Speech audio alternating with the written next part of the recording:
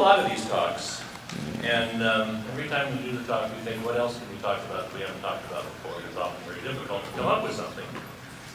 However, we had an idea.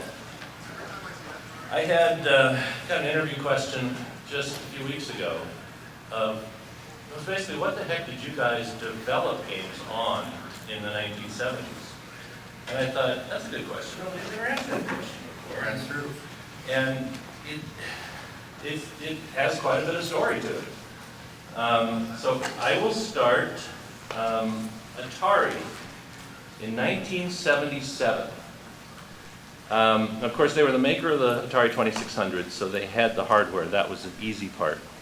And they wired the hardware to a box, which in that case was a brown box at the time.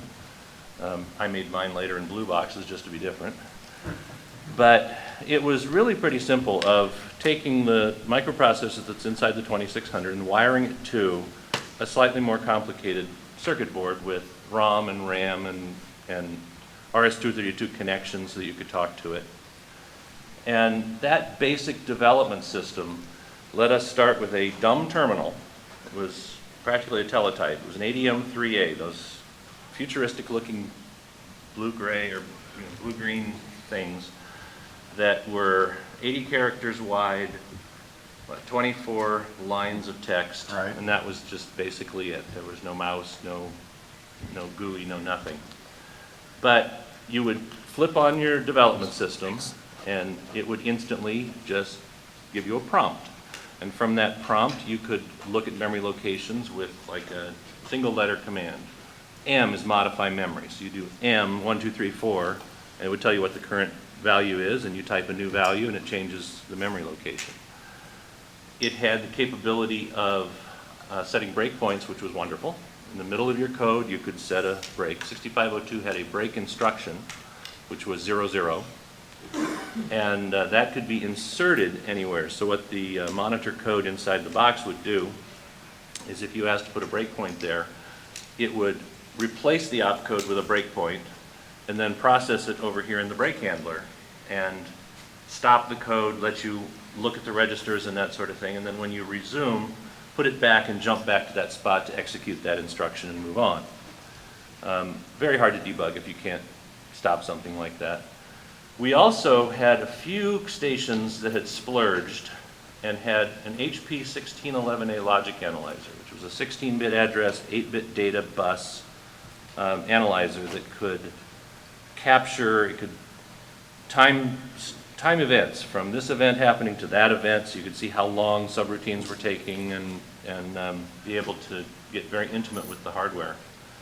And if you really had a problem, you'd have to go and borrow one of those stations, kind of line up to use one of those stations, because those things were $12,000 things, and we didn't have one for every station. And I never really figured out how to use them, by the way. Oh, it was one of the best tools ever. Without that. I don't think we could have functioned without. Yeah. Could you guys introduce yourselves?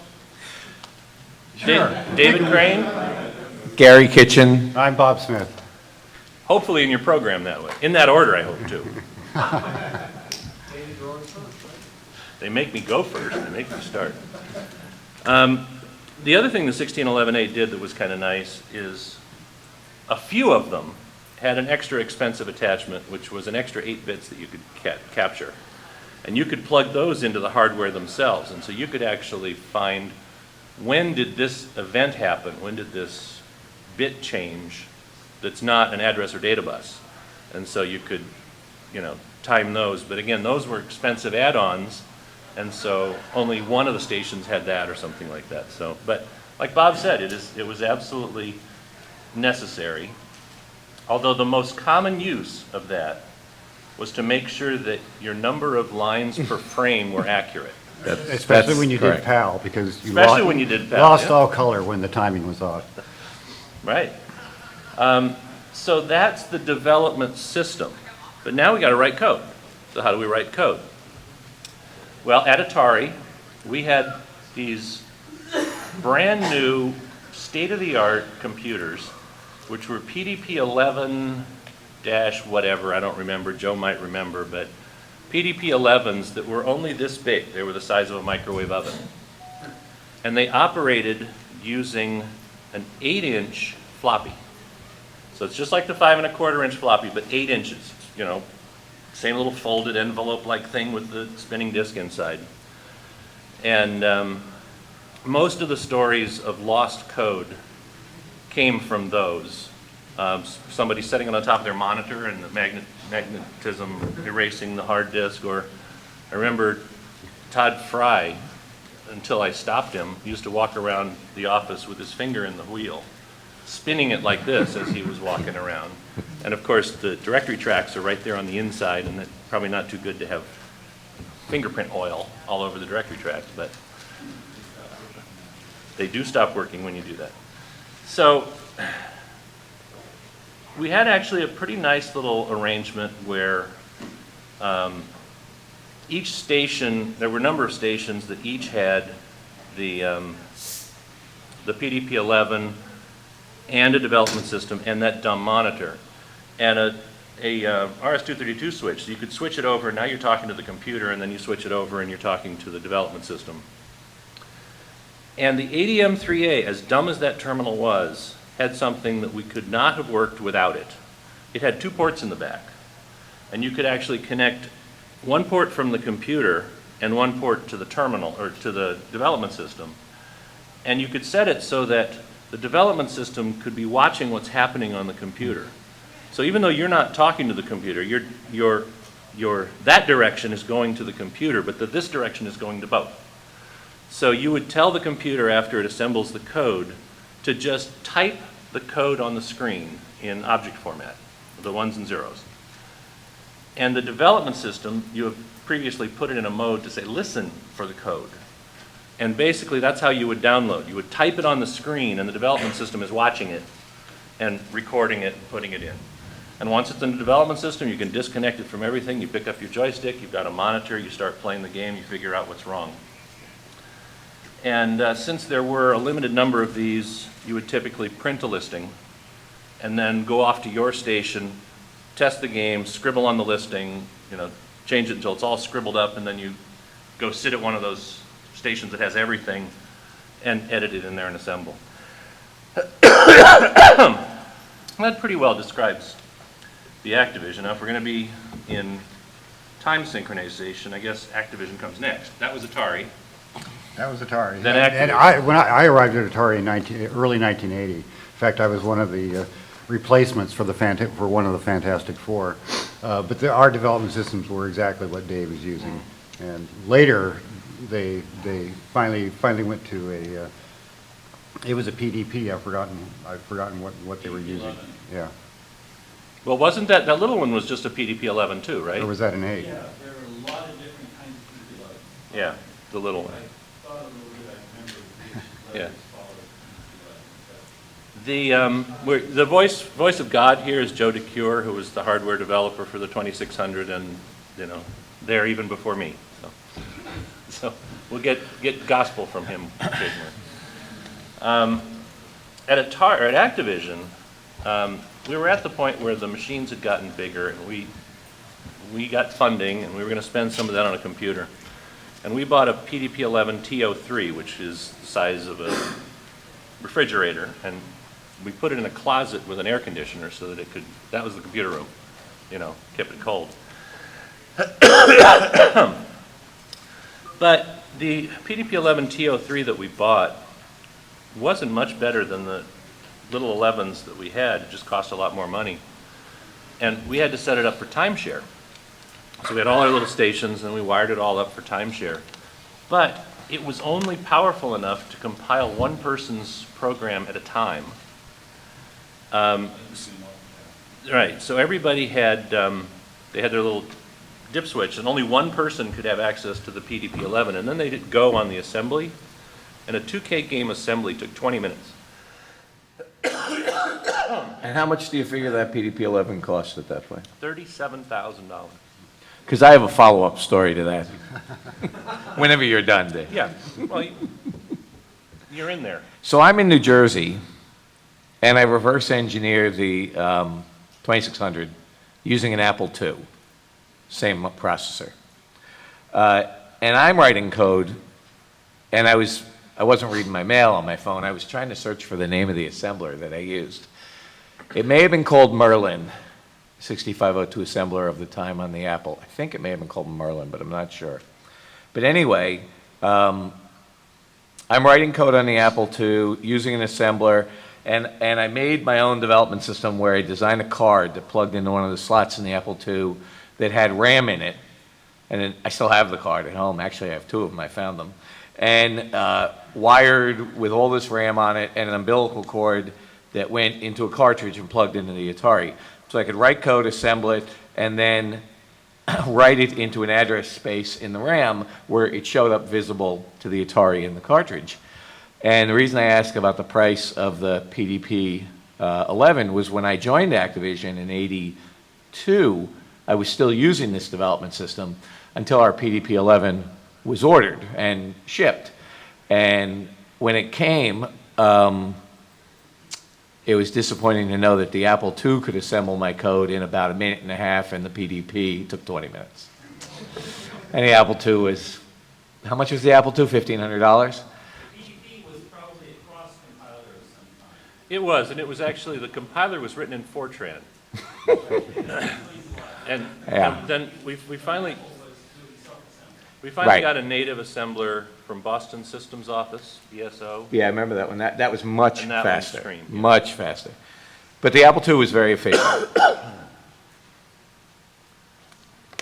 I had no debugging in that development system, unlike Dave's brown boxes and blue boxes, which were great and had full debugging capabilities.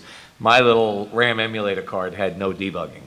So when I wrote Donkey Kong and Space Jockey, I didn't have debugging. I just kind of figured it out. When it got to the Keystone Capers, by then I joined Activision and I had debugging. Let's see. 4K. And it's a lot of chips. It just shows you how silly it was back then. It's a pile of chips and a pile of wires. 2102s, 1K by 1 RAM. I should have brought it with me. Could have looked at it. It's actually an interesting story how I reverse engineered the Atari with the Apple. It was incredibly fortuitous, first of all, that the Apple had the same processor, or similar, 6502, 6507.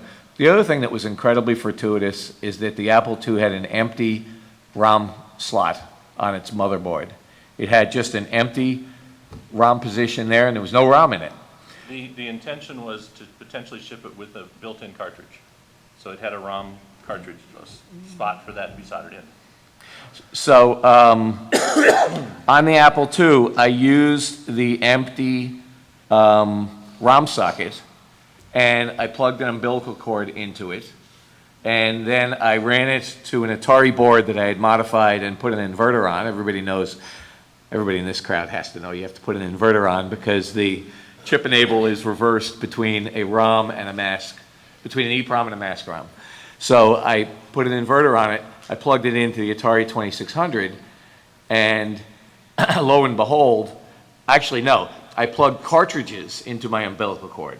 So I plugged Combat into the umbilical cord, and I could read Combat in the 6502 monitor, so I could actually read the code. So that's how it wasn't any great rocket science. It was actually really straightforward. Would have been a lot harder if I didn't have that ROM socket to use on the 6502, and it would have been a lot harder if the 6502 was a 6800 or something else. But as it is, it worked really nicely, and that got me going. Question. Yes?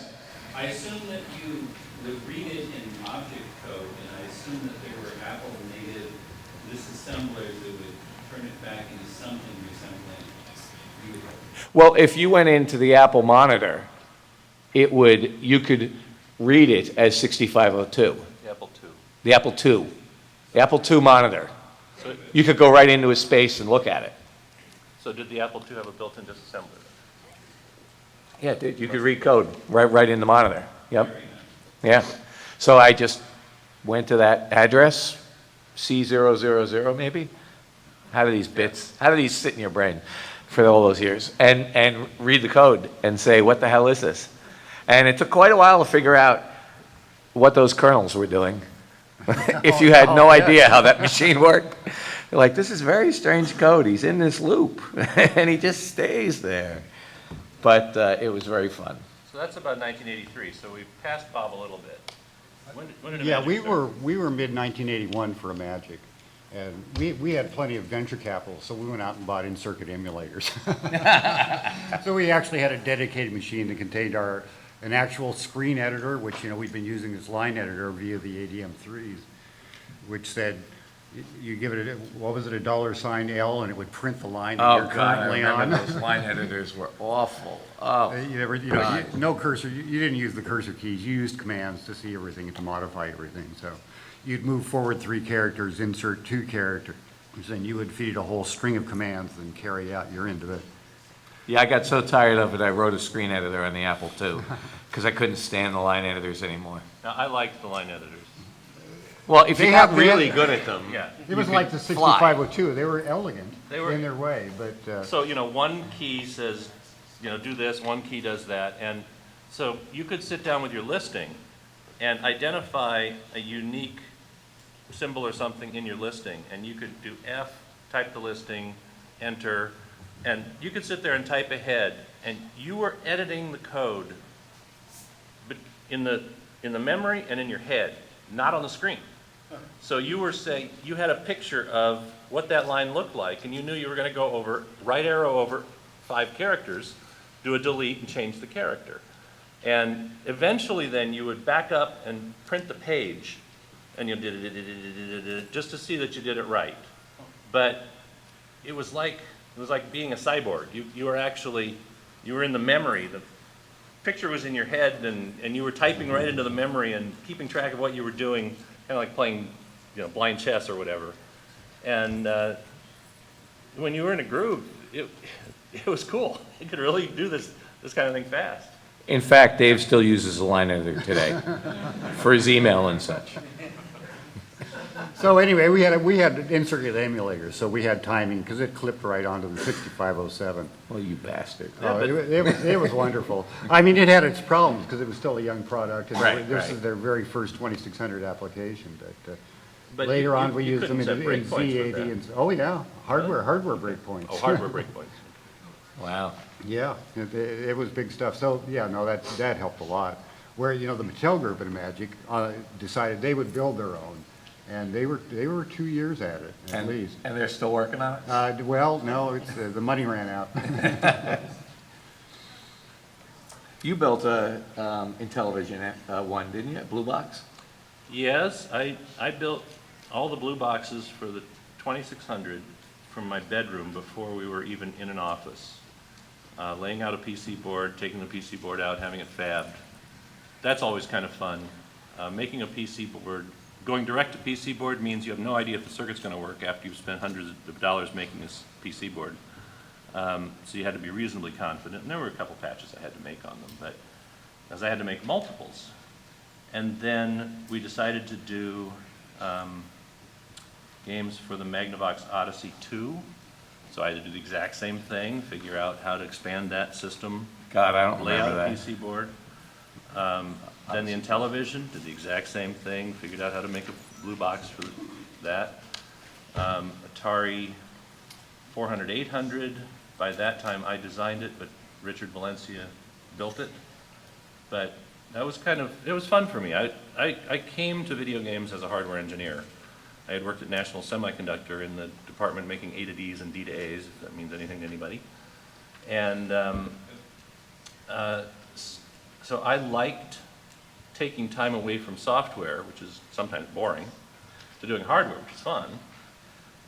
So yeah, I made all those things. It was fun. Well, we probably beat development systems to death. Questions or any topics you'd like us to cover? Go ahead. You helped make the wildfire demo machine, correct? Yeah, I wrote the code. So, we're talking about this and kind of, this is pre-Atari. How did you come up with the stuff until you know like that? How did you come up with those ideas? Well, Wildfire came first, and it's a great story. actually. I was going to college, and I got a job at this company, little consulting firm, low man on the totem pole, going out and getting lunch and maybe wiring up boards if I learned how to use a soldering iron. And I was doing that, and Mattel came out with a football game, little handheld blips and bloops and running down the course. And the guys I was working for said, hey, we should get into toys, because that uses the same technology we use to make, we were making digital clocks and things like that. So they ended up pitching some ideas to Parker Brothers. And Parker Brothers said, well, I'm not going to buy any ideas of yours, but we do have this project. If you're interested in it, and at the time we didn't know, stupid enough to take it, we have this engineering project. And they rolled out this briefcase that had a giant PC board in it, and, you know, 26K of program, go into an umbilical cord to this little handheld that was Wildfire. And it was invented by a guy named Bob Doyle, who was a great toy inventor who ended up doing Merlin and other toys. But he had prototyped and done this thing with this massive computing power. I mean, giant board. And they said, the program's like 26K right now. That's way too big to manufacture. You guys interested in trying to get this down to 1.5K in a 4-bit microprocessor? And we were stupid enough to say, oh, damn, yeah, well, let's do it. You know, it's one of those, that project taught me that not knowing what can't be done is very powerful. Because you just blindly go in and go, oh, yeah, we can do that. So we had to engineer it into something that could be sold, you know, at $7 cost. So we took it, and I said to the two guys I worked for, I said, who's gonna write the code? Nobody knows how to program here. And they said, oh, don't worry about it. We hired a consultant. So they hired this guy who was the head of programming at Lockheed Aerospace. Who's laughing? And this guy was going to write the code. And he was brilliant, brilliant guy. And he was doing it, obviously, part-time. So he would come in with reams of paper that he had written at home, routines and routines and routines. And at that point, it was the AMI S2000 4-bit microprocessor that we were working with. So he'd come in with all this code. The low man on the totem pole had to type it in. He didn't sit in front of a keyboard. He wrote on paper. So I would, at night, he'd come in, give me all these sheets, and I'd type them all in. I'd never taken programming. I didn't know jack anything about programming. So I did that, and this went on for weeks and weeks and weeks and weeks and weeks. And we, in parallel, were building a prototype hardware to run his code when it was ready. So finally, he comes in one day and goes, all right, this is it. Let's turn it on and play pinball. And I'm like, this is the way you do it, huh? You kind of write the whole thing and just turn it on and it works? I was like, God, this guy's brilliant. So we turn it on and nothing happens. No LEDs, nothing's on. And he goes, I know what it is. And he goes and changes something and I type it in. This went on for a little while, for like a week or two. When no LEDs were on, nothing was happening. And we finally figured out this guy didn't know anything about anything. He was a complete phony. But he was the head of programming for Lockheed, so it makes you wonder about how those jets fly. So, and then Parker Brothers is calling going, hey, you know, how's that project going? I want to come down and see it running. And we're sitting there staring at dead LEDs. It was, what it was about 60 LEDs on a board, red LEDs, had what's called an escutcheon over them, a light pipe, that covered it like in plastic with little holes for the LEDs that would kind of focus the light, so it looked more like a ball. And then on top of that was a filter that had the table painted on it. So it looked like a pool table, and the balls would go, boop, boop, boop, boop, boop, boop, boop, you know, around this thing. And so we had a panic meeting in our little 4 or 5 person company and go, what the hell are we going to do? We got to show this to Parker Brothers in a month. And we got squat. And Mr. Stupid, who was still in college, goes, you know, I typed in what he gave me. It didn't look right. I said, but I have some basic idea what he was trying to do. I'll give it a go. Besides, how hard could it be? How hard could it be? So I ended up taking over the programming, though I had never written, the only closest thing I had done to programming was on my TI-50 calculator. I had done a little bit of scripting of whatever that language was. So I ended up writing that code. And game ended up being done in 1.5K on a S2000, and we also did a second version on the TMS 1000, which was the first 4-bit processor. And I finally got the game fully running and working, and it was 3K. So then I had to cut the program by 50%. And for that development system, we used this system from AMI that used 8-inch floppies, 2 of them. And the code was on one floppy, and the assembler was on the other floppy. So it would sit there and go, for like 3 hours to assemble my 1.5K. So you literally would make all the changes all day, and then start the assembly and like go out to dinner. Be out for 2 hours and come back, it's not done yet. And then, you know, and there was no debugging, none of that stuff. Yep. Did you meet your deadline with Parker Brothers? We did. And it was all you? Oh, well, I had a hardware engineer working with me. You did all the I did all the software, having basically never written. having never written a line of code in my life. And then I kind of got hooked on programming after that. I said, this is really cool. I like this. But you know, those 4-bit processors were so simple. They had so few commands. So we ended up pulling it off. It ended up being absolutely really cool product. It played better than his 26K umbilical cord version. And it was a big seller for Parker Brothers. And then Parker Brothers said, all right, you've proven yourself. Do you have any ideas? And the guys that employed me were the brains and the creatives in the company. So they came up with 15 different ideas for electronic toys. And the low man on the totem pole in the back room came up with one idea, which was, hey, why don't I take the same code and turn it into a billiards game? And I'll just reorganize the order of the LEDs. No, pinball was the first one. Wildfire was the first one. The Wildfire was first. Yeah, then so I did this little prototype in my spare time of pulling a cube stick back and hitting the ball and it goes into a pocket. And the head of marketing for Parker Brothers came down and spent the entire day in the conference room hearing the 15 ideas from the other guys. And as he was walking out the door with his coat on, they said, oh, the guy in the back wants to show you something. And I showed it to him in 5 minutes. He said, all right, we're going to do Bank Shot. And we sold that to Parker Brothers, and I wrote that code too. And that did pretty well also. And that was really fun. Doing the electronic, like Dave said, doing the electronic stuff was really fun. I mean, I was involved in the hardware to a good extent, but I wasn't the lead hardware engineer on them. But certainly, I wrote all the code, and it was real fun. So, and I'll tell you one quick Parker Brothers story because it's really funny. At the same time we're working with this guy, he's the vice president of marketing for Parker Brothers. Bill Dorman was his name. Got to know him really well because we did these projects with him. He also put out a game even earlier than ours called Codename Sector. And it was an electronic board game that was a combination board game and had like electronic piece to it. And you like sunk battleships or sunk submarines is what it was. And so he was traveling. He traveled somewhere to go visit the developer / inventor, got a prototype and brought it back.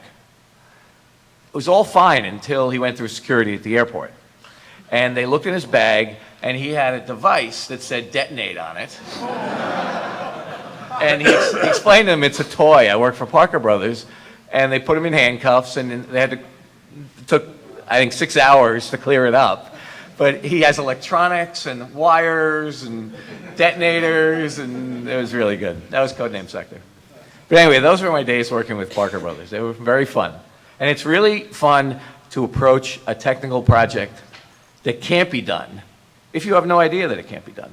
Because ignorance is bliss. You just, hell, I can do this. You know, and today I'd be too smart to do that because I would know it can't be done. Sure. Any other questions, comments, category of subject you want to talk about? I had a question for David or Gary. Nolan Bushnell recently said that Nintendo has become irrelevant. What's your thoughts on that? Not a chance. No way. No, what's going to happen in Nintendo, and look, I know I shouldn't say this in public, but I bought my kids a Wii U the day it came out, and we set it up about 2 weeks ago. You know, they're playing Xbox, they just never got around to saying, hey, Dad, can you set up the Wii U? So finally I set it up. But what's going to happen is they are driven by software. They're driven by the fabulous, fabulous games that they write. And when it becomes clear to the American public that you can't buy those games anymore on the Wii, and you have to buy them on the Wii U if you want the next Mario Brothers or the next Donkey Kong or the next Zelda, that machine will sell because people want their games. And their games are arguably the best in that style of game, arguably by far the best. So they'll be fine. I'm not worried about that. As for me, I don't know what Nolan was talking about, but it sort of reminds me of when Bill Gates said to Steve Jobs, I don't know why you even bother anymore. You remember that? You know, Right. now it's bigger than Microsoft, so. Right, and that same time when Apple came out with a phone, who's the CEO of Microsoft? Yeah, Ballmer said, this is the last thing Apple should do. They know nothing about making phones. Well, it's true, it's an awful phone. It is, but it's a great toy. Steve Ballmer recently said that he regretted making that statement Oh, that's good. and not noticing the market opportunity. Yeah. Yeah, well, look, Apple makes more money off of all the iPhones than Microsoft makes all together. Yeah, Ballmer may have been a little off base there. I was going to add something. Yes. I've gone to several of these things and people ask me, well, how come people still like these retro games? And the answer, I think, is that people don't pay for the ability to see the zit on the face of the player in some of these Xbox machines. They play for the emotional experience. And to amplify his comment, I think that Nintendo is still really good at coming up with games that are fun and give you a good emotional experience, regardless of how realistic they seem. And that'll protect Nintendo. I also like the way that Nintendo has been trying to think outside the box in terms of controllers, which is why they came up with the Wiimotes. Right, so that's a good point. And if anybody doubts that 8-bit games are popular because they're fun and the graphics are virtually irrelevant, all they have to do is look at that little game. I don't know if any of you have heard of Minecraft. But you see kids playing it and people go, God, the graphics suck. And you know what? There's not a kid that cares. They could care less. The game is fabulous for what it is. It's not about the graphics. Graphics are just a shield that lousy programmers hide behind when they can't make good games. Thank you.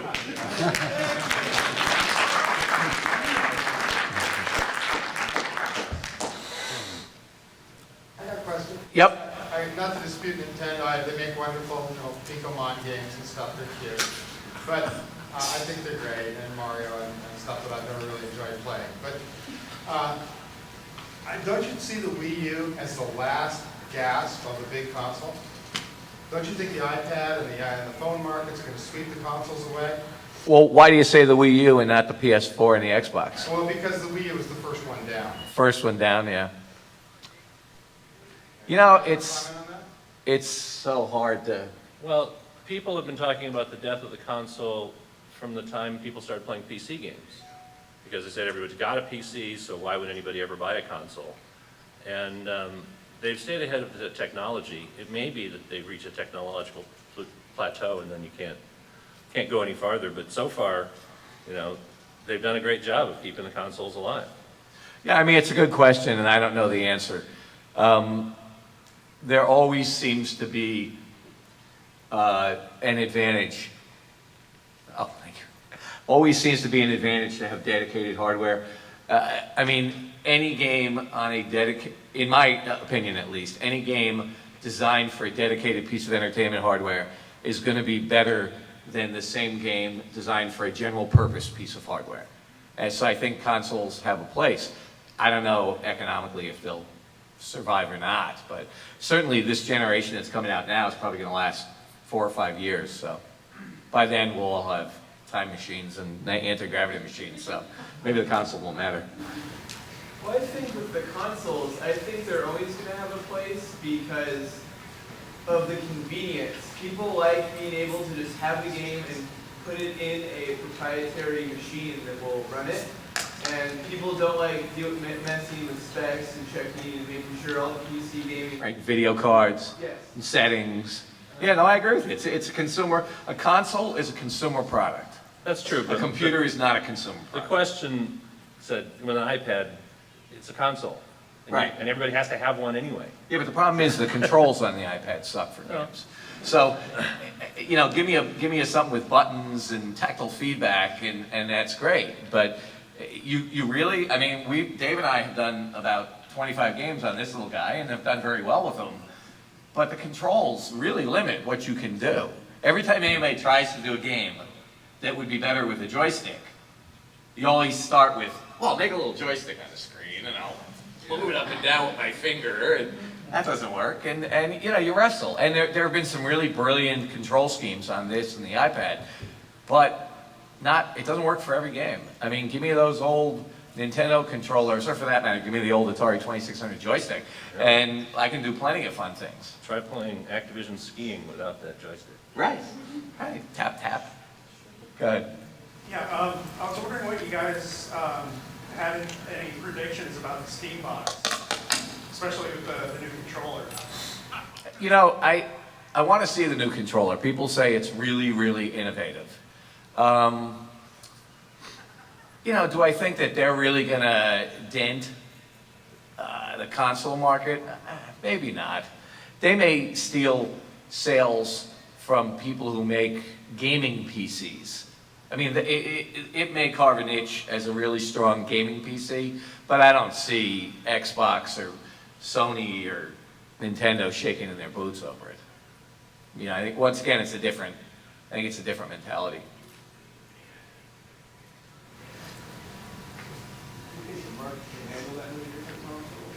No.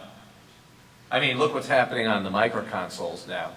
Ouya comes out, and Apple TV will probably do it eventually, and Amazon's coming out with one, and Google's coming out with one, and there's going to be 50 of them that all run essentially cell phone games on your TV.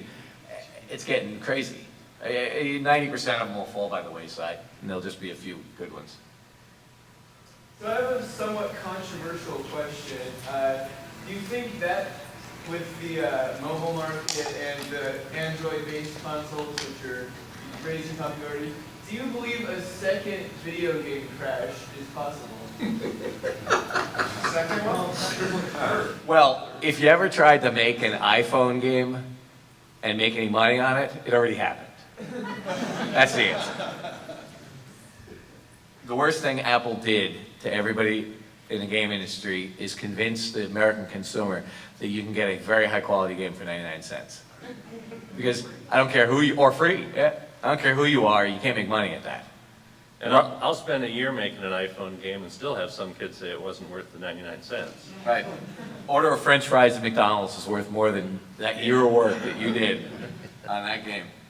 Yeah. So, you know, I mean, we joke, but as much as you hear about mobile being the world of opportunity, and everybody I talk to, every console guy, I'll meet him in a show and he'll go, oh, no, I left them, we started an iPhone company. Everybody. And I don't know what they're thinking. You can't, it's very hard to make money at it. Incredibly hard to make money at iPhone. We made money at it because we were early. We were out very early. But now it's just gotten to the point where it's absurd how hard it is to make money at it. Well, and it's funny because there's always marketing people in your company. And one of the ways that we could do this, we could all get together and say, we're not offering an iPhone game for sale for less than $3.99. We could do that. We could all agree. Wouldn't work very well, but we tried it. We tried that with a $1.99 price point. When we went out and we said, we're going to put this out at $1.99 and see what happens, you know. And then our marketing people come up and they say, let's do a test. Let's make it 99 cents for 1 week and see how it does. And for that 1 week, it sold twice as many plus one at 99 cents, and he did it $1.99. So he said, done deal, we're at 99 cents. Absolute true story. And Dave and I were trying to figure it out very early on in the iPhone, and we came out and we met with Apple. So we go and kiss the ring and sit down with them, and, you know, we want to know. We want to understand this pricing model. It was very early. It was right when the 99 cent, when it was deteriorating in 99 cents. So we sit down with this woman, and it's a very serious discussion. And finally I get to her and I go, look, I said, tell me about the 99 cent price point. I said, because it really worries us, and we really want to understand from your perspective what it means. She sits there for a minute and looks at us and goes, well, you know, everything we know, sometimes it works and sometimes it doesn't. And I'm like, I flew all the way to California for that brilliance. We know that sometimes it works and sometimes it doesn't. That was Apple's counsel to us on 99 cents. So it's, sometimes it works. Go ahead. You were saying about how it's very impossible to make money if you have it at like 3 or 99 cents. Well, the way that they make money is they'll put an advertisement every time you click on something, and it will say, click here for your advertisements. Right. And it costs so much money. It does, but the problem is that the advertising on the mobile devices is tremendously overblown. Dave and I did some work for a very, very, very large media company, one of the largest in the world, and we did a product for them. And when we started working with them, they told us, you know, we sell traditional advertising, we sell advertising online, we don't have enough mobile inventory. And we really need you guys to create something that will give us mobile inventory. Salesmen, gotta have mobile inventory.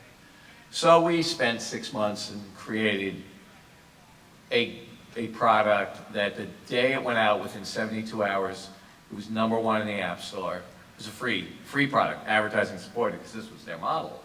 And it was #1 in the App Store for probably 4 weeks, downloaded like 4 million units, tremendous success. And they never were able to monetize it because they said, well, you gave us too much inventory. We have too much mobile inventory now. We can't, it's worthless. We can't get any decent price for it. And I'm like, all right, I give up. So let's turn that question around. How many times do you pay $1.99 to not look at ads? Never done it. In fact, no one's ever done it. Now, the problem is there's something called CPM, which is cost per thousand. It's how you buy advertising. You buy 1,000 impressions at a time. And the CPM on mobile advertising on phones is garbage. Like CPM on commercials on television, it's like $100. CPM on the best ads you can buy on websites, like if you go to Yahoo and they take over the page on the homepage of Yahoo, maybe that's $30 or $40 CPM. And on the most premium websites like ESPN, the banner ads are maybe $10 CPM. Oh, mobile's like 25 cents CPM. Most banners are $1 too. Yeah, most banners are $1 on non-premium At sites. most. So it's really hard. You end up, they tell you on advertising, you can't make any money out of it. So it's hard. Obviously, the only way to make money on iPhone games is with in-app purchase. You know, the freemium model now. Now, some game designers hate the freemium model. They feel like it's manipulating the consumer. Well, most game designers hate the freemium model. I mean, one quote was the person who said, I got this project funded, and that's wonderful. I don't have to spend every day trying to think how to monetize a game. I can spend every day thinking how to make a game. Right. Right, and you know, it goes back to the Zynga model, where it really, to a great extent, felt like you're manipulating the user. You know, forcing them to spend money to get deeper into the game, or to cheat their way to get deeper into the game. Really, it's hard for old-timers to swallow the freemium model. Not that I'm giving you our opinion of the freemium model, but other people I've heard hate it. Right, Dave? Don't other people hate it? Other people too. Other people hate it. Give your opinion on the freemium model. Yeah, it He sucks. just did. And I would echo it. Right? You agree? I have yet to spend a penny on my iPad game. You guys are the wrong age group, you're a bunch of old farts. Yeah, no, I agree. Look, What's your point? look, my, It's the 20-somethings that spend money. I want to talk about the past, that's what you guys. Well, yeah, Ah, it's good. kind of interesting. good. We've been asked, You want to hear what? Horror story. Horror stories? Oh, we got plenty of horror stories. but it's funny, we've been asked to predict the future. We're much better at predicting the future that happened 30 years ago. Right. Predicting the past. We're very good. Very good at that. Horror So- stories. Got any horror stories? Why did you leave Atari? Why did Break the Sock tell you? Dave has the Well, you best obviously story. know the answer to that question. Yeah, the four founders of Activision, which is myself, Larry Kaplan, Al Miller, and Bob Whitehead, we worked together at Atari as a little group, a clique. Went to lunch together all the time and helped each other make the games better and that sort of thing. It was a nice working relationship. And one day a memo came around from Atari, and it was for marketing. And it was the percentage of sales for the top 20 games that Atari sold as cartridges. And the intention of the memo was, do more like these ones up here that sold a lot, and do fewer of these that don't sell so much. That was why they gave us this memo. And it backfired because the four of us looked at it and said, no, that's interesting. Mine, Larry's, Al's, Bob's, mine. We had 60% of Atari's sales for the past year, the four of us. And then we asked that question what was Atari's sales in game cartridges last year? $100 million? So four of us making $20,000 a year made Atari $60 million. So we started thinking. We ended up working our way up to Ray Kassar and saying, look, obviously this is a creative product. We're doing something better than everybody else. You know, we'd like to be rewarded for it. We'd like to have credit on the games. We'd like to see a royalty or some sort of a profit sharing. And Ray Kassar looked us in the eye and said, you know, the guy on the assembly line, if he didn't put it together, there wouldn't be any sales. So he's responsible for 100% of the sales. He's worth more than you. But Ray was from Burlington Mills, you understand. Right, he made towels. He made towels, and one of his other quotes was, I understand designers, I've worked with towel designers. But anyway, on our way out of that meeting, the senior vice president who was in that meeting was just kind of shaking his head and said, well, guys, it's been nice knowing you. Because he knew he couldn't be told something like that and stick around. So that was the founding of Activision. That was the impetus. Pretty good. Yeah. How about a Magic? Joe? No, I have a question. I'm not from the Magic. Right. I have a suggestion, actually. You were asked death of the console games and talking about how difficult I/O is, controller input is for these new modern machines. I have a suggestion for you.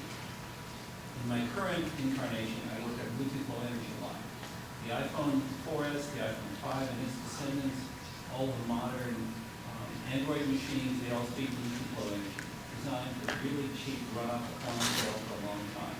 It would be great for somebody here in this room to fund the development of the equivalent of an Atari joystick to speak Bluetooth Low Energy to a game console, to an iPad. iPad 3s and up all have the same technology.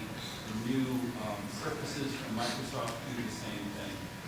And the new Android platforms all have Bluetooth Low Energy, right? So doing low energy game controllers, there's already a Bluetooth standard for what it looks like. So mapping joysticks and a Nintendo controller into Bluetooth HID is a trivial exercise. Somebody should build these things and sell lots of them. And so that guys like you will either charge for them yourself and say, oh, by the way, then you can get these games that have to play nicely. That's my suggestion. Maybe we can make money selling controllers into isn't happening with games. Yeah, right. You are selling here, these one, there guys talking about, there's a gentleman out there who put like a Nintendo controller. He has like this apparatus where you plug in your cell phone. He's got like 2 Nintendo controllers, you play games. That's cool. Yeah. I would enjoy a real controller. I've been working on iPad stuff for the last couple of years, and I'd like a real controller. Yeah. Now you might not want to use the Atari joystick as a model, even as much as we like it. I recently saw a study where you put the Atari joystick that we all loved so much into the hands of a kid today, and they don't know what to do with it. They don't even know how to hold it. Because they're used to this. They're not used to this, they're to this. So whether it's an Xbox controller or an NES controller, whatever. Right, any of those. Would Yeah. work better. Because, you know, the whole video game business evolved in waves. Look at the arcade game. Everybody here probably played Asteroids at some point, maybe when it first came out, some of us. And you had to learn how to rotate and fire. You actually had to train your brain to do quite a few complicated things. Well, the next big seller that came out after Asteroids was Defender. And if you had not played Asteroids, you couldn't play Defender. You actually had learned some skills in how to do this kind of thing playing Asteroids before, you know, you would learn how to do Defender. And then they came up with Stargate, which added 6 more buttons or whatever. And if you hadn't been really good at Defender, you couldn't even play Stargate. So, you know, when I love the Atari 2600 joystick, but its time has passed. We've now gotten to the point where the entire game-playing world has been trained to hold it this way or something. And you don't want to ignore that, you know, even if you like the other one better. Going back to your breakup of the Atari and Important Activision, do you have any sort of stories about Atari's reaction to the success? Kind of maybe high-five each other in the public, or? Well, not necessarily. I mean, when we founded the company, we had a venture capital backer, and it was the worst venture capital deal in the history of Silicon Valley because it was the first. Venture capitalists did not invest in software. They only invested in something they could hold and that they wanted themselves. They wanted this gadget, right? But we got funding, and we put in a $100,000 legal budget because we were going to be sued by Atari. There's no question. Right? And we were. And I was just talking about that with Joe in the hall. He was one of the people deposed in our lawsuit, and Joe talks a lot. And he actually filled 3 boxes of deposition paper in his deposition, and gave the court reporter a near nervous breakdown, soothed only by Al Miller taking her out to dinner and ultimately marrying her. But, so we went through this, and I was the second to be deposed, or actually the first to be deposed of the Activision people. I'm not sure where Joe's fell in that, but so, and I was the one who reverse engineered the 2600. I created the manual, the operating systems, the development systems, everything that we were going to use to do this. So they were targeting me. And it was not a pleasant deposition, but we were in the right, and I knew we were in the right. And by the end of the deposition, the guy was asking me questions like, and you didn't do this evil thing either, did you? I said, no. And you didn't do that either, did you? No. He had basically given up, and he had to cross off all his questions, but he was asking them like, just say no. You know, it's just, you know. So we knew that we had done everything right, we'd followed advice, and we were in the right. They were just trying to sue us out of business. And in our first trade show, CES was a wonderful thing back then. I went to 35 CESs in a row. There were 2 a year. And every CES, we'd show our games, and we'd go out and look around at the latest televisions and see the first LCD TV that came out, see the first DirecTV dish that came out. You know, you see all the, if you're an early adopter of technology, you got to go to CES. And at our first CES, we were in the second sub-basement of McCormick Place, at the far back corner, the last booth to sell. Now, actually, our sign, we put our sign at an angle, and it was visible down the entire alley, so that was actually a great place. And it drew a lot of people because we were the first third-party developer of video game software. But at that CES, Atari took out a full-page ad against us. And what it said was, we at Atari denounce people who illegally take trade secrets and use them to profit and steal profits from us, all this kind of stuff. It didn't mention us by name. And when we read that, I remember our CEO, Jim Levy, looking at it and said, well, I agree with it. They were basically making these blanket statements about how evil is bad.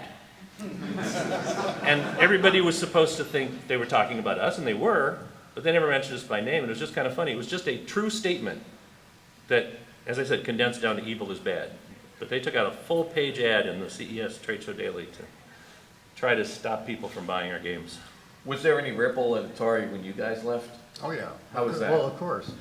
But it was after Activision, and we were approached by money probably the beginning of 1981, and we all hung on to Atari until mid-'81 when we founded the company. Yeah. And then, of course, we spent our first day of business in court with Atari. Of course. And at that point, we had a pretty airtight reverse engineering, so the judge just kind of laughed and tossed it out. Yours had an uglier thing you had to deal with, though. Who was your first CEO? Bill Grubb, Who was previously? Director of Marketing. Director of Marketing at Atari. Yeah, well, we had 3 Mattel people, and the other 5 of us were all Atari. Yeah, so the Director of Marketing at Atari goes back in the lab and says, And actually, the VP of Sales from Atari Come on came on board within the first week as well. and that's actually illegal. I was grateful that the courts ruled that you basically can't prevent people from practicing their craft. Right. So these guys fundamentally were right in that they need to practice their craft.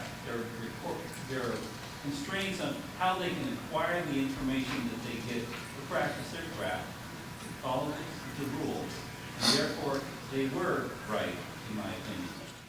Well, and in fact, California has the most employee-friendly laws in the nation for things like that. And a lawyer will explain to you, and I asked the lawyer once, I said, really? I said, with all these technology companies, that's really strange. And he said, no, you don't get it. It's the essence of Silicon Valley. The essence of Silicon Valley is that you can leave and start another company. That's what built Silicon Valley. So the laws protect that. So you're talking a lot about kind of legal situations that have arisen over the course of your careers. Has it ever been a significant challenge to explain to a judge or explain to a lawyer exactly what is going on with your intellectual property or the inner workings of something in order to defend a case? These 2 guys work with lawyers. Yeah, it sounds like a leading question. It's not. I'm just curious if, because if the gaming technology and the computer technology, we really seem to have been ahead of the curve for most people's education and training and so on. So I'm just curious how often these situations arose where you would have to argue a case, but you would have to stop and maybe explain very technical stuff to people who are not technical. Yeah, Dave and I do that professionally now. I mean, He's serious. you laugh, but what happened was it got to the point that we had so much of that knowledge that lawyers started contacting me first and saying, could you help us on this case because it's a video game case, and it deals with technology way back in the 80s and 90s, and you have knowledge and blah, blah, blah. So Dave and I are preeminent expert witnesses in the game industry, and that's what we do for a living. We explain to judges and juries in a very understandable sense what's going on in these technologies, because that's the biggest challenge. You put it in front of a jury, you spend 3 weeks talking about it, and the jury's sitting there with glazed eyes going, I don't know what the hell you're talking about. And then they just make a gut decision. So people like us go in, we write reports, and then we testify and explain in simple terms what's going on and what, how A meets B and turns into C, and it's very simple if you just explain it properly. And we do that all the time now. Part of my motivation for getting into it was the video game business. Every one of us in the business innovated every single day, if not twice a day. There was some new thing. I mean, you can go back and point at any game that was done, and it's the first time that was done. Whatever that was, there's something in every game that was the first time it was ever done. Well, In the early games of the late 70s, early 80s. in the late 70s, early 80s. And in patent work, which is most of what we do, somebody goes out and applies for a patent, and patent examiners are clerks. They have no training whatsoever. They just follow a rule. They follow the rules in an 800-page manual. And eventually, they can basically issue a patent for just about anything. So patents get tried. Patents end up getting tried in the courts by people with experts who can say, wait a minute, this was done 15 times in the 80s in Atari 2600 games. How can you have a patent dated 1995 for this thing that was done 20 years before? So I specialize in invalidity, which is finding the prior art that exists in the video game business to 2/3 of the patents that were issued in the 90s. Oh, go ahead and, without naming names, tell them that phone call you had a couple of days ago. That one's just kind of ridiculous. A good client of ours is trying to get another case, and she said, I want you to just give me, just the 10-minute prior art discussion. And I said, okay, what's the patent about? And they always try to simplify the patent for these discussions. And they said, well, it's a gaming patent where two players are playing a game simultaneously on the same screen. And what was the date? 96. She says, was there any game before 96 where two people were playing a game on the screen at the same time? And we just cracked up. So yeah, we can find some of those. Because you don't do that on your iPhone, right? It's a one-player game, or it's multiplayer where somebody's out there, but two-player, each having a controller. And I said, I tried to be nice, and I said, yes, there's hundreds and hundreds, and I said, Pong would be the first one. And she said, get out!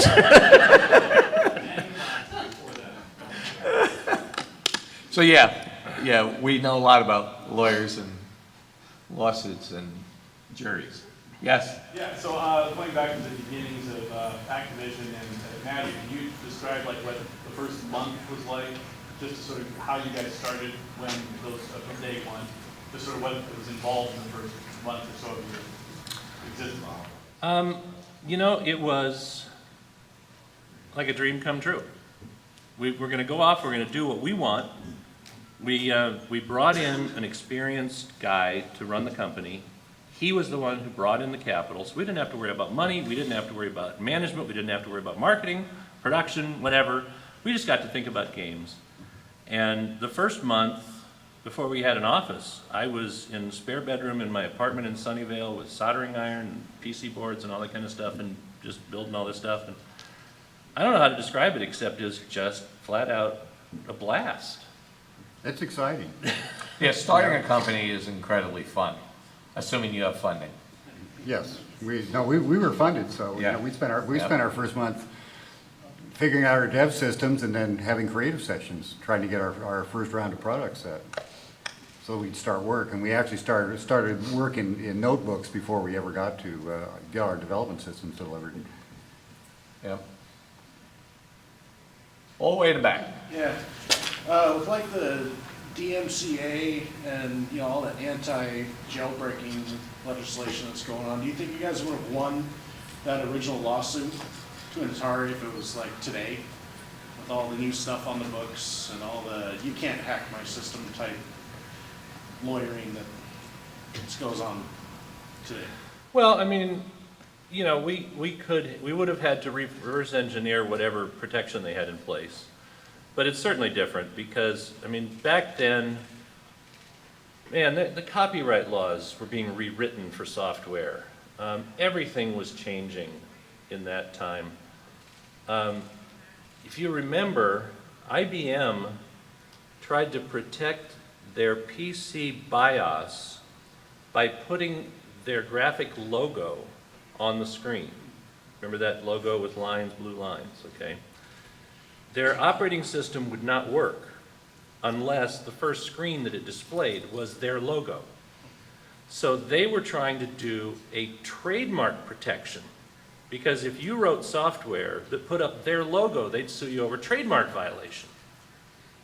Now, it turns out that about that time, some judge somewhere said, it's not a key if it's required to run, or something. Remember that? So all those laws were changing. So, I mean, the closest analogy is the Nintendo NES put a proprietary security chip in their cartridge. And if we were doing it at that time, we would have had to reverse engineer that proprietary chip. And even then, they had a patent on what the chip did. So there would be some potential patent violation to reverse engineering it. Right, and they did that to move the fight from copyright to patent, because they felt that the patent fight was a stronger fight than the copyright fight. And it generally worked for them. They won against Tengen, who tried to reverse engineer, who successfully reverse engineered it. But They got Tengen off the as market. Joe was pointing out, the courts finally came down to say that you could practice your craft in a different company, even if you had learned your craft at that first company. Now it belonged to you, and you could go and make games for someone else. You could do this sort of thing. And that, it was a landmark decision. Yeah, and the way it came out is that, at least today, is that it's not good enough to say, well, he knows all this stuff. He can't help but use that information in his next job. That's not good enough. You have to prove that he's actually using specific information. The inadvertent, because you were there, you're going to do something wrong, doesn't work. So Slavery is illegal. and slavery is illegal, and you can't force somebody not to practice their craft. They have to be able to make a living. In fact, you know, in California, it's illegal to have an employment contract now. Right, a restricted employment. Restrictive employment contract. Right, if an employer in California tries to get you to sign a contract that has a non-compete in it, they're breaking the law. So, fascinating. What else? All right, back to 30 years ago. And back to games. Yeah. And what time is it? So the patches for Activision, Oh, took a picture of the screen and sent it in, and I was 12-year-old, I remember laser blast, that picture, his parents' camera and sending it in. Who decided that? That that's something you guys were gonna do? You know, I don't remember. I mean, I'll give the credit to Jim Levy because he was a marketing genius. We loved the idea, wherever the idea came up. In fact, Gary now has a full set of patches on his wall. Finally. I love the patches. Me too. I'm missing that. No, Dave lied. I have all but two. And I'm taking donations if anybody has them. Hero, and what's the other one I don't have? What are the two most obscure ones? No, I haven't. Got that, yeah. Pitfall 2. Pitfall 2 and Hero are the two I don't have, of every other one. And I didn't even think of taking a set All right. myself, for myself. But you mentioned Laser Blast. That's one of the funnier patch stories because I put a feature in that game that I regretted. It made a whole lot of sense to begin with, but I should have turned it off at the end of the game. And that was joystick reset. Dragster. One of the coolest things about Dragster is the game took 6 seconds and people would play for 30 hours. Just over and over, trying to get that extra tenth of a second or hundredth of a second. And try to explain to somebody today that there's a 6-second game that's actually fun. Yeah. The game designer will look at you like you're crazy. What the hell are you talking about? That's because 6 seconds and it's fun. It takes 6 seconds just to do this on the iPad. Yeah, that's it. Yeah. So I put a joystick reset on Dragster so that you don't have to, every 6 seconds, go to this. So I put in the joystick reset. And I put the same joystick reset into Laser Blast. Because Laser Blast is one of those games that you either died in 10 seconds or played for 5 hours. You get in this groove, you could get it going, and then you miss the groove. You built up like a whole bunch of ships, and you're out of the groove. You start losing lives, you finally get back into the timing. So I put in the joystick reset because for the first couple minutes, you were resetting all the time. And I should have turned it off after some point, because we had at least one situation where a kid played Laser Blast for 5.5 hours. There's the slow game and the fast game where you could actually choose game 1 or game 3, something like that. And if you're going to go for the score, take the fast game and get in the groove, because you're done in 2.5 hours instead of 5. Kid played for 5.5 hours. His hands were numb. And he reached 1 million He reached points. 1 million, got the 6 exclamation points up there, and said, "Oh my God," and dropped the joystick on the table and it reset. So we got this tear-stained letter.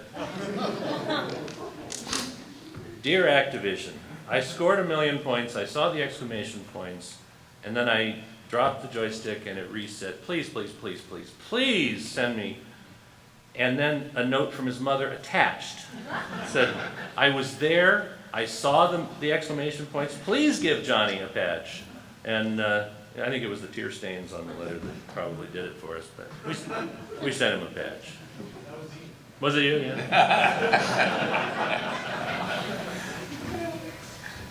David had mentioned earlier in the talk that at Activision you're going to develop this business to do Magnavox.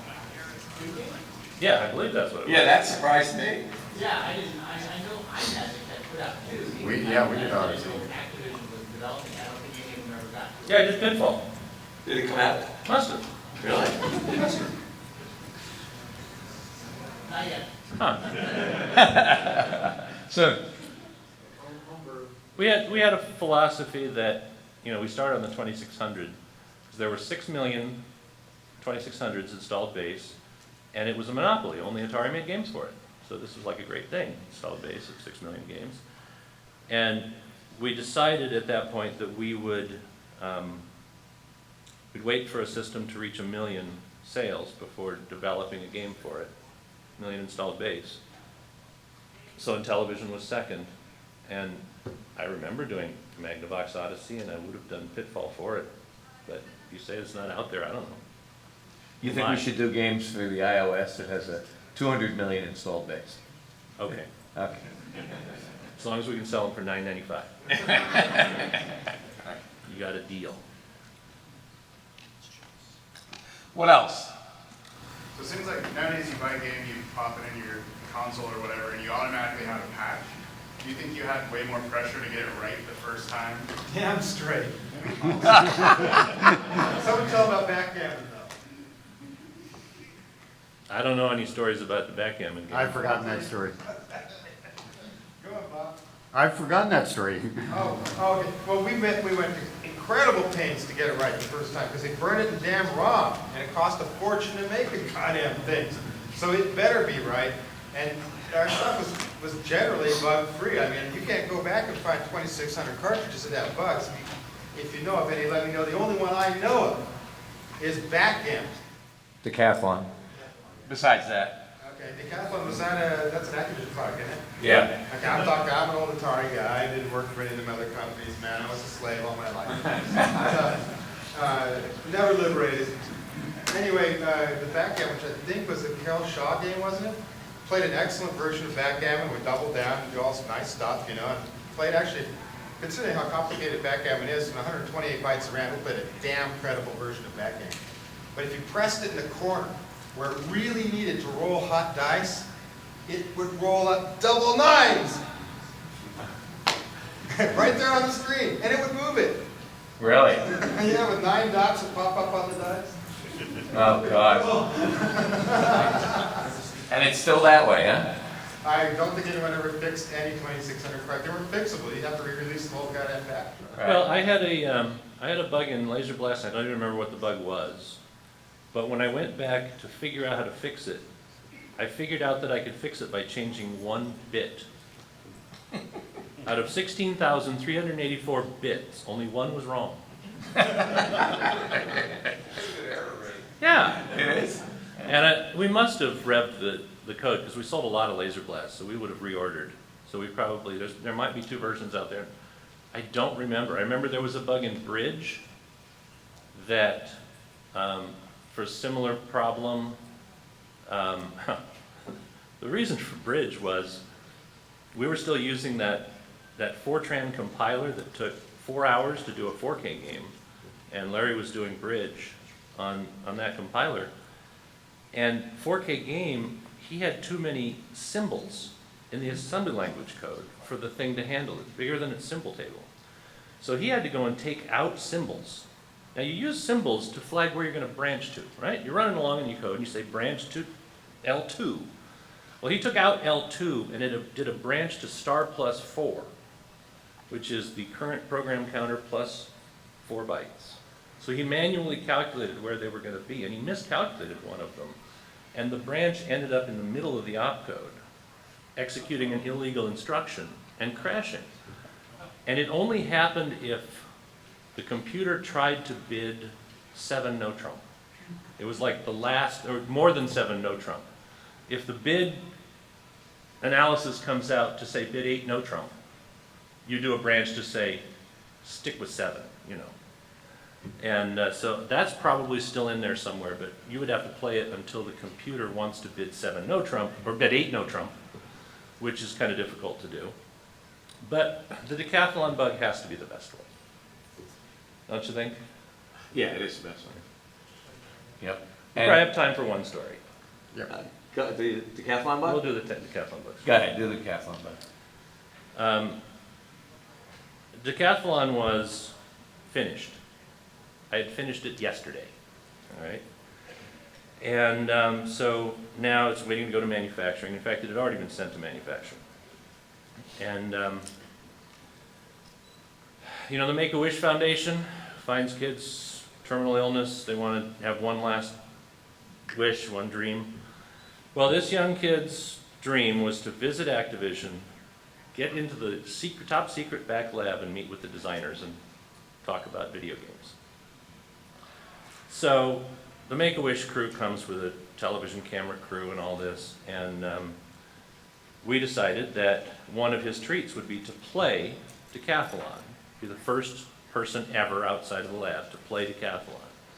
So we set up a television, set up a 2600, he's playing decathlon, and he's loving the game, playing all the various games, and the documentary crew is there with cameras and lights and asking him questions while he's playing.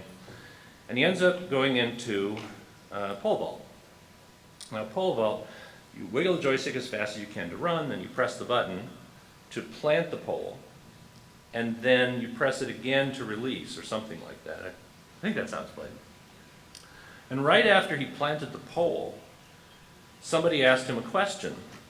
And so he looked up distracted, and his finger just kept pressing the little red button. And the little pole vaulter went like this every time he pushed the button. And I'm sitting there with cameras on my face, watching this. I turn white, but I don't make any other reaction. And I excuse myself very quickly after that. You're such a good game player, you know, but I got to go work on it a little more. And I run over to manufacturing. He says, sorry, the ROM's gone out. We ordered, what, 200,000 of them at, what do those ROMs cost, $6 a piece or something? Yeah, something like that. So they had just spent $1 million putting out a buggy cartridge. And I immediately fixed it and immediately turned in the fixed code. But I guess they all do that, right? People have told us that they all do. They all have the bug. Yeah, I've actually, since I heard that story, I tried to collect a bunch of decathlon cartridges. All of them have the bug. They all have the bug. So they never revved the ROM and sent out a new one. But what a way to find out there's a bug in your code. Go ahead. Did you ever tell the kid and found one of my bugs? No, I kept that one under my hat for a decade. Now, to this day, he thinks that pole vaulters can fly. I mean, it's just... Did you have any kind of formal QA process, or was it just plain field? It wasn't very formal. We all worked QA when we were in between games, so we were always playing the other guys' games. And that was really the best way, because there are things a professional QA guy can do, like push all the buttons in certain order to try to make it break, you know, and all that kind of stuff. But what we were really doing is critiquing in the late stages of the game how well the game was playing. So each game was getting the benefit of 100 years of game design experience, and that worked out really well. Bob, you started at Atari and Magic, and then you actually did a Parker Brothers game for the Star Wars. That was actually it was for Magic, but it was a contract with Parker Brothers. Right. No, that's when we were near death, and it was like, you'll pay us some money? Does money go from your bank account to our bank account? Is that the way? Yeah, that was pretty much it, or our creditors. Yeah. My favorite Parker Brothers Star Wars story, and I hope it wasn't your game, but one day I knew that the crash had come as I went into Toys R Us, and at the front they had the bin with all the cartridges, and they were selling the Parker Brothers Star Wars games for $1.99, and they had a $2 rebate. So I said, wow, I can buy them and make a penny on every one I buy. I said, the game industry's over. That was it. 1983. I think we're pretty much out of time. Good, man. Oh, good. How much do we have? You guys are actually, we need 10 minutes to get ready just in case. All right, we're done.